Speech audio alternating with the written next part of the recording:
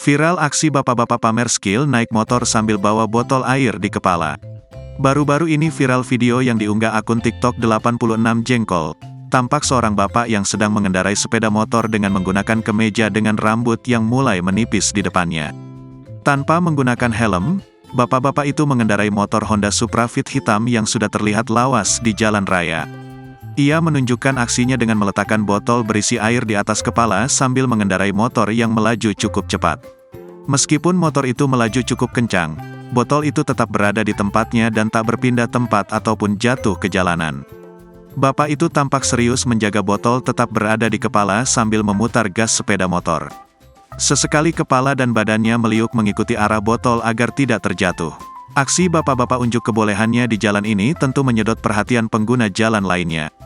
Sebab, tak semua orang bisa melakukan hal seperti bapak-bapak itu.